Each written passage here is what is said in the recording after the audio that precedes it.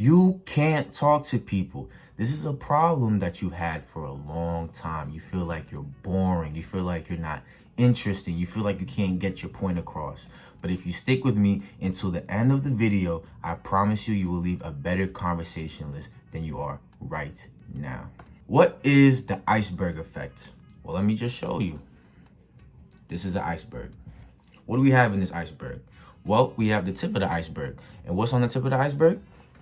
Your mind goes blank when it comes to conversations, right? You feel like when you're in a crowd or when you're talking to people, you have nothing to say. There's no ideas that come to your mind. You think too much before you speak, meaning when somebody is talking to you, you have to think about the words before they just come out of your mouth instead of just letting it flow. And this is because you might not have enough experience in engaging conversations.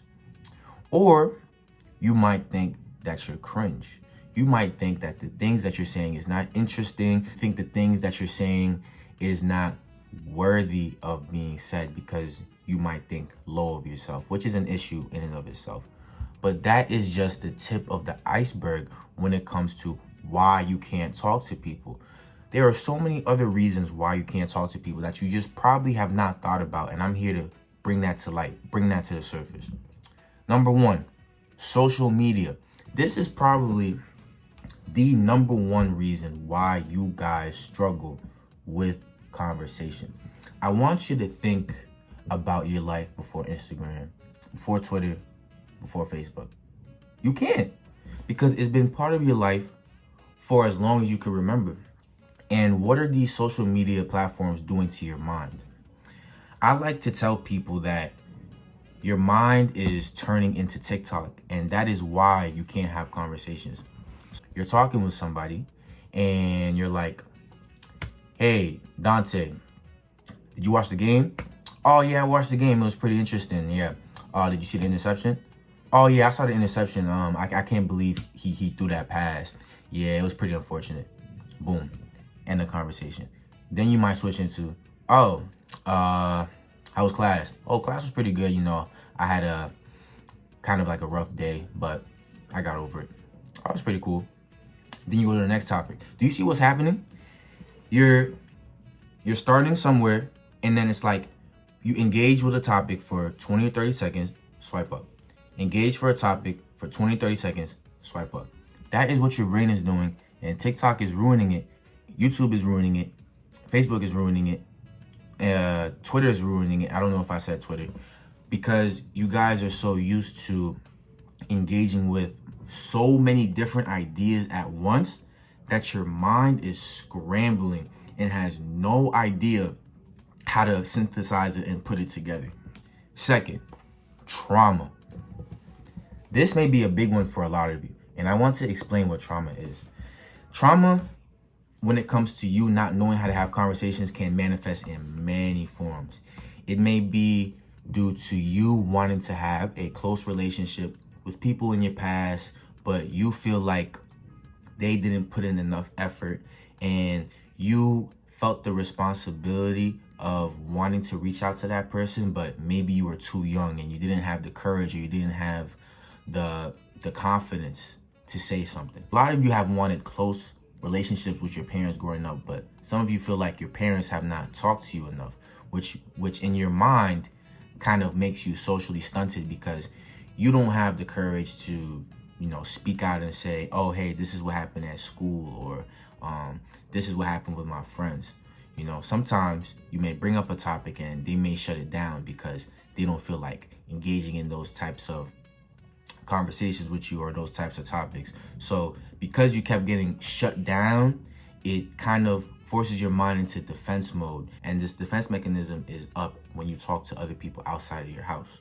Or trauma could manifest in the relationships in that you were trying to make with your friends. Maybe you tried to say something funny a lot of the times when you were growing up, and you kept getting shut down because people kept telling you, you're not funny, you're corny, you're cringy, try again. And what that does is bring up the defense mechanism, and now you're back to square one. You feel like you shouldn't say anything at all because people are going to brush you off as corny, or you don't know how to talk to people, or you're just trying to be funny, right? Trauma is another one of those that is really deep in the iceberg that you need to uncover and really understand. And fear, I feel like outside of social media and a couple other factors, fear is probably one of the biggest when it comes to you not knowing how to converse with people. And the fear stems from the fear of not wanting to say the wrong thing, the fear of embarrassing yourself, the fear of losing a friend because you said something that they didn't want to hear. But at the end of the day, you have to understand that people typically do not care what you say. They care about how you make them feel. But a lot of you have not gotten past that stage. You feel like everything you have to say is perfect, or every joke you have to make is perfect, or everything has to flow into something engaging or interesting, right? If you think about it, you guys are scared because you feel like the person on the other side is going to judge you, right? When was the last time you went to Starbucks, Dunkin' Donuts, and talked to the barista? When was the last time you went bowling and before the person gave you the bowling shoes, you gave them a compliment, right? When was the last time you were at your school cafeteria and you sparked up a conversation with your lunch lady? It starts in those places.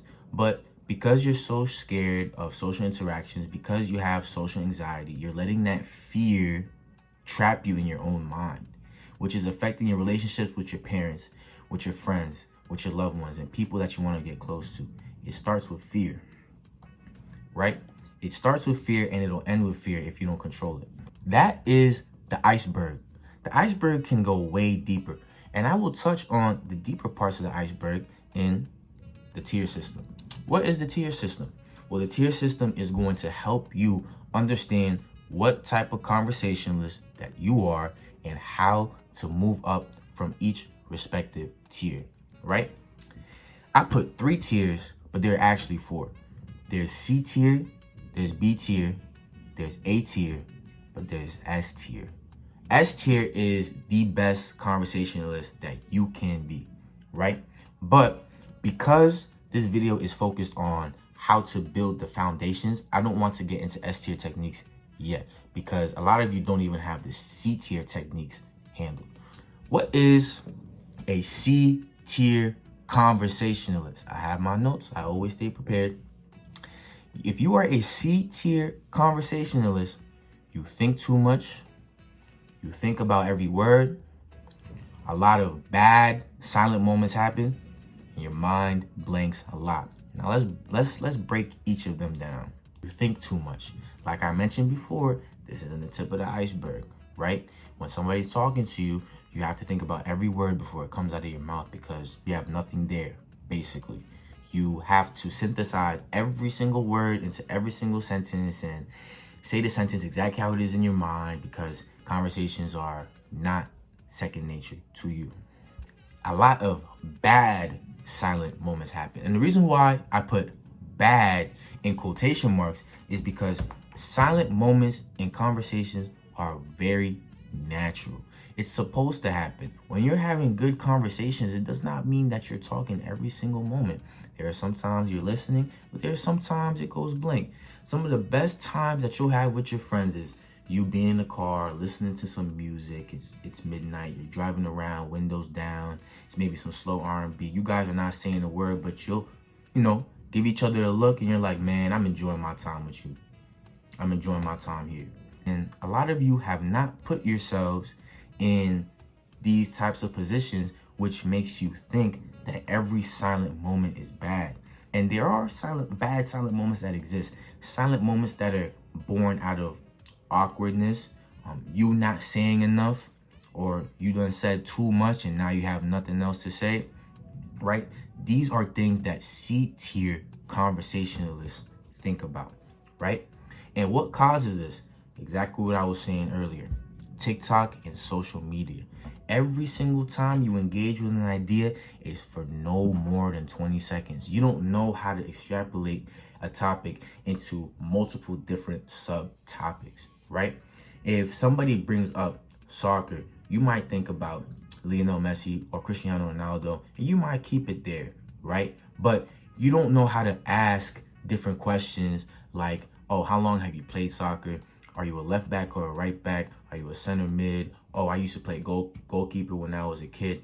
You don't know how to transition from one topic into multiple subtopics, right? Which leads into my point of lack of knowledge.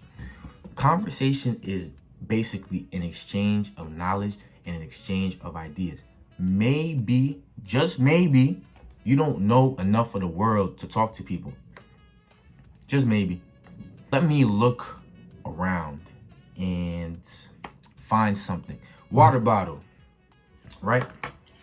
If I were to talk to somebody about a water bottle, I'd probably introduce it by saying, yeah, you know, when I was buying this water bottle, there was a couple other water bottles I was researching, but, you know, I found out like this iron flask, it keeps water cold for a little bit long. It keeps hot things hot for longer. I don't have to worry about it getting warm in my car. And then somebody might say, oh, I did the same thing. Have you ever heard about Stanley cups? And now, let's say you've never heard of Stanley cups, right? You might say, no, what's Stanley cups? What's that? Then you start getting into a conversation about different type of mugs. But let's say you did know about Stanley cups. Then you can say, yeah, I've heard about Stanley cups. They're in the news recently because they make their cups out of lead. And then they're like, oh my God, I can't believe you heard about that. I was just reading the same thing.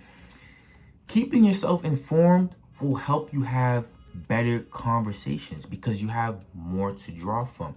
But at the same token, being too informed, engaging with too many ideas, falling into that social media trap of over-consuming these ideas that you're not really thinking too thoroughly, it'll mean that your brain has too much to draw from, and it's a lot of surface level knowledge, but you're not really going deep into anything, if that makes sense, right?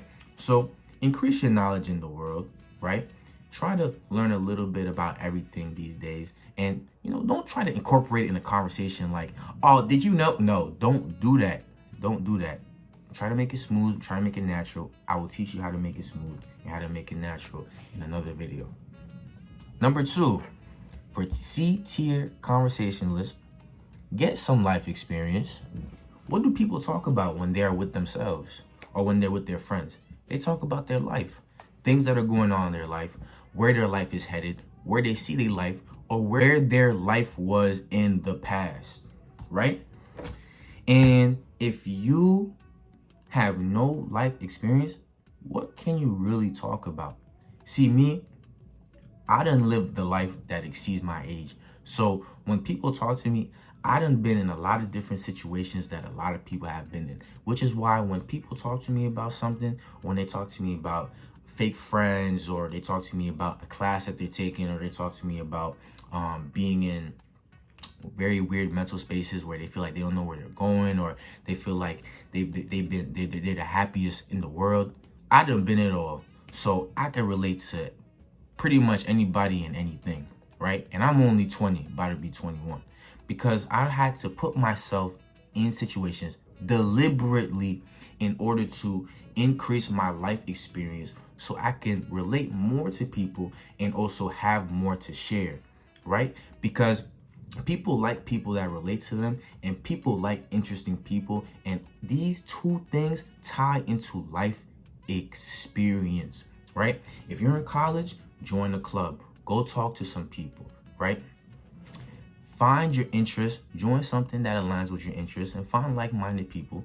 Or you may want to join something that's maybe outside of your interest, so you can learn more about it. So then when you tell people about it, you can be like, yeah, I stepped outside of my comfort zone and I tried something new. I want to tell you guys about it. That's a great conversation opener to anybody, because then they're interested in hearing how you went from the thought process of trying something new, something that you're unfamiliar with, becoming familiar with it, meeting people within that space, and now you're sharing your experience, and now people are more inclined to share their experience because you made them comfortable through your life experience.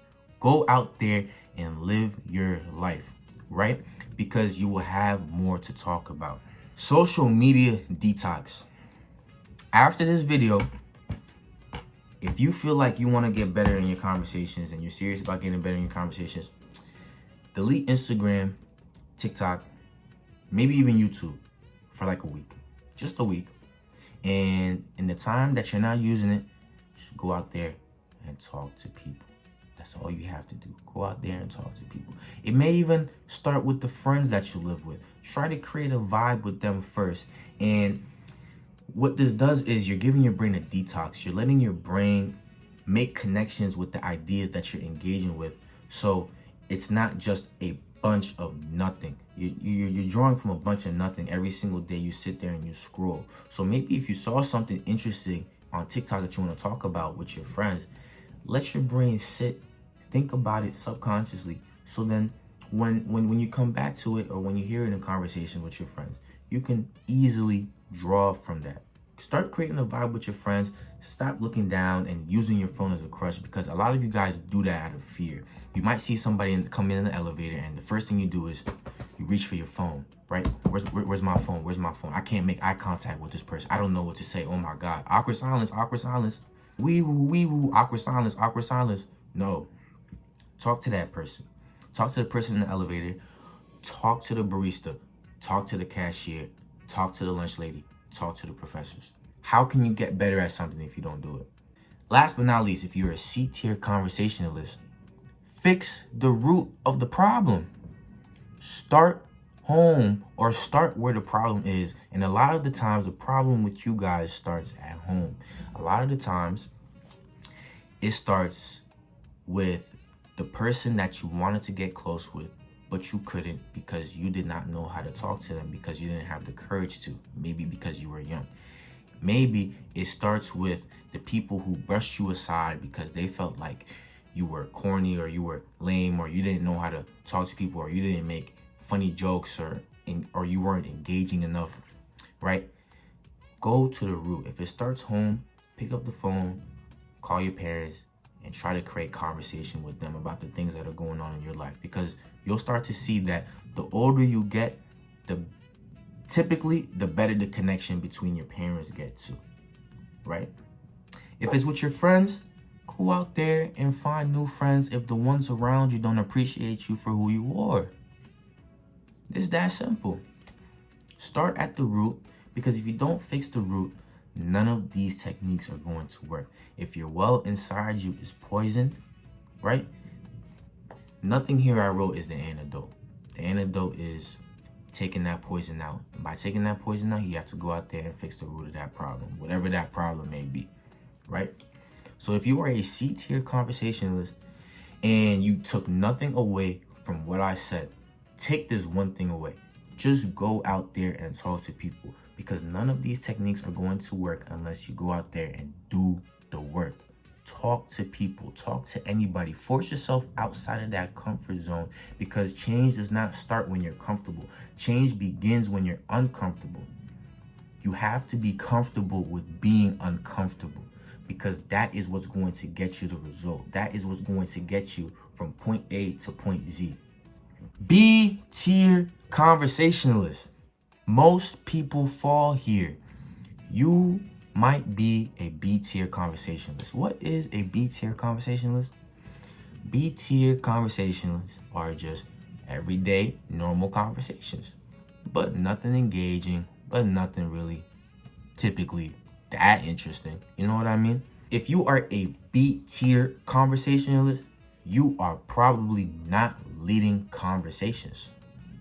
You are not leading conversations. And by leading conversations, I mean being floor general, right? You know, you're standing there, maybe you're in a group. Hey, how about we go in a circle and like introduce ourselves, right? That is a general. That is an A-tier conversationalist, because he sees a situation and he's controlling it in the way that he sees fit. He's bringing it into the direction that he wants to go. If you are a B-tier conversationalist, your problem is you probably don't think you're interesting enough or captivating enough, or maybe you're not interesting enough or captivating enough, which is why you're a B-tier conversationalist and you have B-tier conversations, right? And what are the causes? The causes is complacency, because most people are B tier conversationalists. So why would you change if everybody's a B tier conversationalist? Nobody has a problem with you. Nobody has a problem with your B tier conversations. Yeah, you're not interesting. You're pretty boring. You have nothing of substance to say. A lot of people don't. So why would they come at you if they don't either? Complacency, right? And this leads to my next point. Nobody will complain. Why would they complain, right? If everybody's having B tier conversations, B tier small talk, why would they complain about it? They're not gonna go to their friends, he's not that interesting, because they're not that interesting. But if you are aware that you're not interesting and captivating, that could be a very hard mental burden, because now once you transition from talking to B tier conversationalists to A tier conversationalists, then that's when you start to realize where you're lacking, right? Where you're deficient at, right? What vitamins you're lacking, what pills you gotta take to get to the next level, if you get what I'm trying to say. How can you fix being a B tier conversationalist? Well, a lot of the things I wrote here might surprise you, but they're very effective. Number one, be more assertive in your stances. Avoid the I thinks and the I believes. You don't think, you don't believe, you know. So no. When you talk to people, you have to talk like you know what you're talking about. Being more assertive, it could be something as simple as, if you're talking to somebody about, I'm just gonna say interior design, you can say, you'll probably say, I don't think that chair fits there, right? And they might ask you why. You might say why or whatever. But if you came and you said that chair does not fit there, all of a sudden I'm looking at him like, okay, he sounds like an expert. Okay, that chair doesn't fit there. Why doesn't it fit there? But now I'm asking with a little bit more curiosity, because you said that in a way where, that chair, if you're saying that chair doesn't fit there, you probably have a good reason why it doesn't fit there. So when you say I think or I believe, it kind of minimizes your authority. It kind of minimizes your confidence. You get what I'm trying to say, right? If you know something, you know something. You don't believe in something that you know, right? So no. Seek healthy debates and arguments, right? This is what's going to make you an interesting person. Seeking healthy debates and seeking healthy arguments. Friends argue all the time. And if you're a B tier conversationalist, you're not leading conversations, you're not interesting, you're not captivating, what do you think is going to happen when people around you are debating? You're just going to sit there observing, watching people, yell at each other, then, laugh right after. But you're missing out on these bonding moments because you yourself are not inciting these healthy debates or healthy arguments, right? And by healthy, I mean debates about normal things, right? I'm not saying bring up the political and economic state of the world.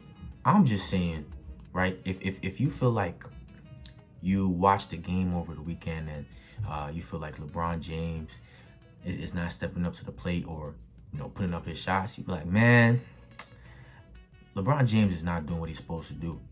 And then, there's probably somebody in your group that loves LeBron James and he'll defend him, and then you have to defend your stance, and you guys are going back and forth. But then because you're staying firm in your beliefs, it makes you a person with depth. It makes you somebody interesting. So then people kind of want to hear more of your controversial opinions, but your controversial, healthy opinions. So seek those out more. Debates and arguments, they're not always a bad thing. Not always. Life experience. I done said this before. I will say it again. I will say it again, and I will say it again, and I will say it again. Life experience. If you're not interesting enough or captivating enough, it means you have no experience to draw from. I'm not going to beat a dead bush here. I already explained the importance of life experience when I was talking about C-tier conversationalists. So if you want to hear more about that, rewind. But life experience. Last but not least, and I feel like this is one of the most important things I wrote on this list as far as C-tier, B-tier, and A-tier. Engage with ideas. Don't fall into the social media fast food trap. Solidify your ideas and understand your stances. A lot of you read without understanding. A lot of you think without comprehension. And it shows in your conversations. You will see something on Twitter, right, that says, what do women bring to the table? And you feel like this is an interesting conversation topic to bring up to your people. But you yourself don't know what you're talking about because it's just something you saw in passing for like 5 seconds.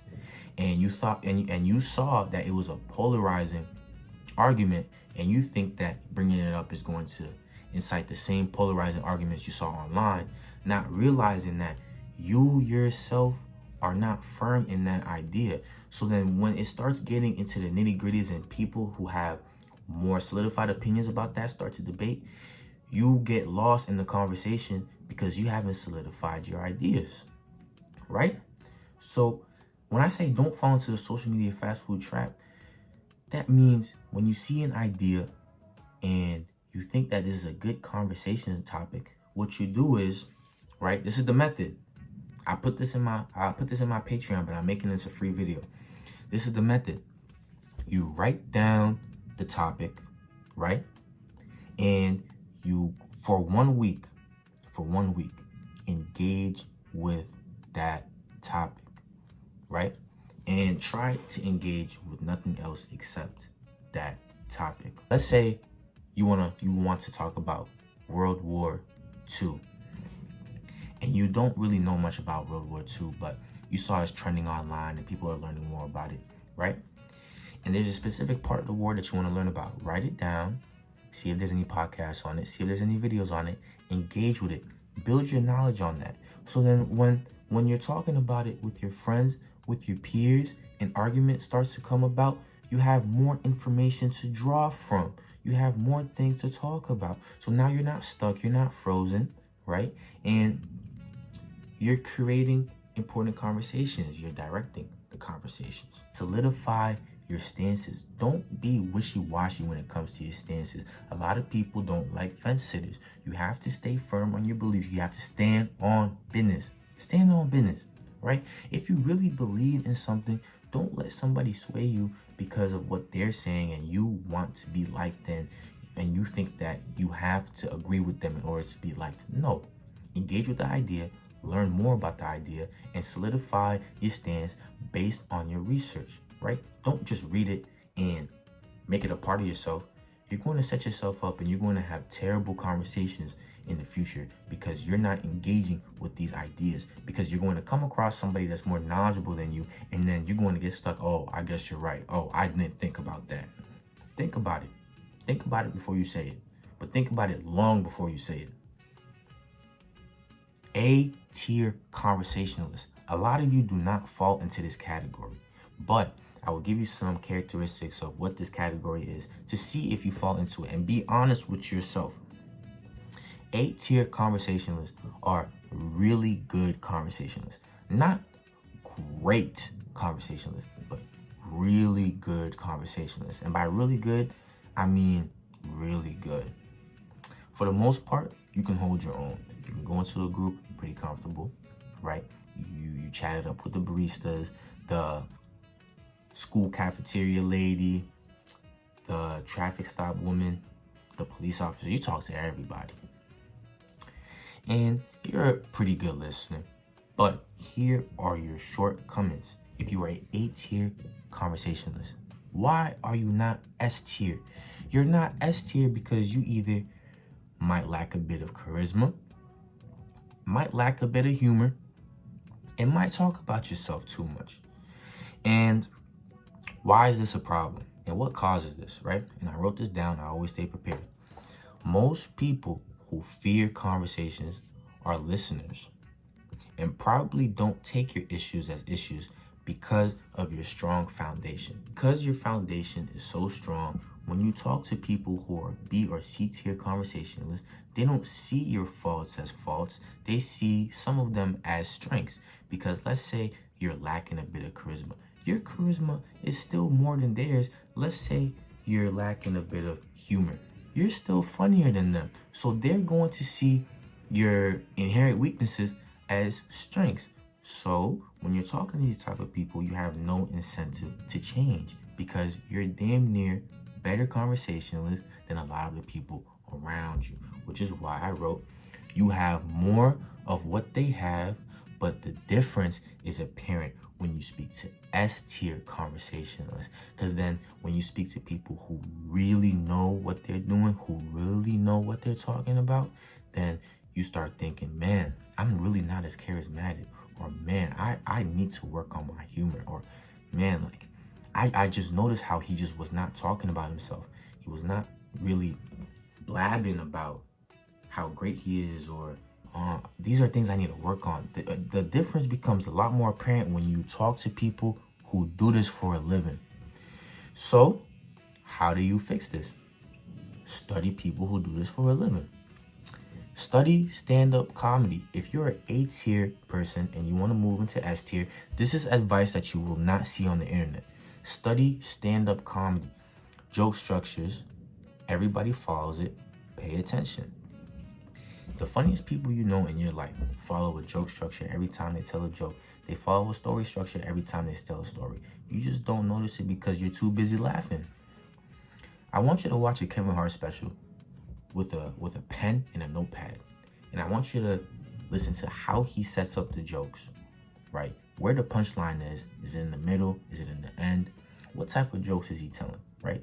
And try to incorporate that into yourself, into your own style. Everybody follows a joke structure. Humor is something that can be learned. Yes, some people are naturally born funny or were born into situations that made them grow up funny, right? But humor is the last puzzle piece that will tie your puzzle together, mixed with charisma and other things, right? That will turn you into a S-tier conversationalist. Study stand-up comedy. Kevin Hart, Dave Chappelle, Eddie Murphy, Bernie Mac, just to name a few. These guys are exceptional. They do this for a living. And they're not just funny on the stage, they are funny in real life. And why are they funny? Because they have a joke structure that works for them and they have life experience. I told you I was going to say it again and again and again and again. These people are funny because they know how to turn their life experience into humorous situations. So once you study these joke structures, you can now turn your life experience into humorous situations as well. Practice storytelling. Storytelling is a beautiful art. People love people who can tell a captivating story. Because I done created so many situations where my life experience has grown exponentially, a lot of people like to hear about what's going on in my life, and I intentionally study storytelling so I know how to tell better stories to the people around me. This ties into studying stand-up comedy. Stand-up comedy and storytelling, they're usually one and the same because stand-up comedy is just telling funny stories, right? But there are captivating stories you can tell. There are heartwarming stories you can tell because life is limitless when it comes to experiences that you can gain. So practice storytelling. It will boost you up into S-tier convo level. Last but not least, if you are an A-tier conversationalist, right? Practice incorporating humor more into what people tell you instead of always trying to tie it to yourself. What I notice a lot of A-tier conversationalists do, right? They take something that somebody says and they say, I remember something similar that happened to me. And then they talk about it. They make a joke or two. The person laughs. They move on. That's fine, right? But they tend to do that a lot without really understanding what the other person is saying or like really taking in what the other person is saying. You know what I mean? If the other person is saying something, instead of tying it to yourself, try to find the humor in what they're saying and try to put the focus on them. People love being heard. People like how you make them feel, not necessarily what you say, right? So if you're making them feel heard, if you're incorporating humor into what they're saying, then they walk away with the impression that, this man knows how to listen. This woman knows how to listen. This woman knows how to sit down, hear what I'm saying, and actually take it in, add some engaging, meaningful rebuttals to what I'm saying. I like being around this person. I want to be around this person more.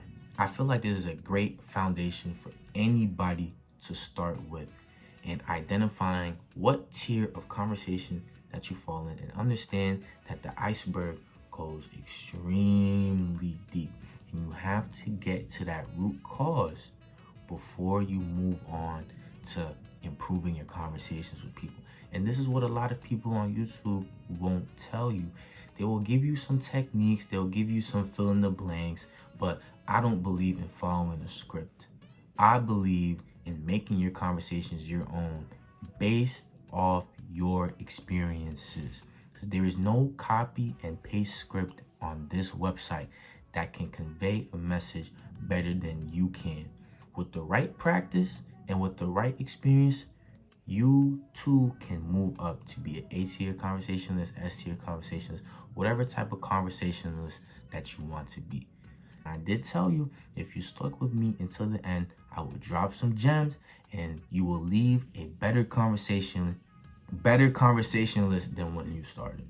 And listen, even me, in this video, it may seem like I know how to get a lot of my points across, but I stumbled on a couple of my words. I stuttered a little bit. I didn't really get some of the ideas that I wanted to get completely across, but guess what? This is the natural part of talking. This is the natural part of conversing that people don't tell you. It's not perfect all the time, and I'm going to keep in the imperfections to show you that it doesn't have to be perfect. It doesn't have to be squeaky.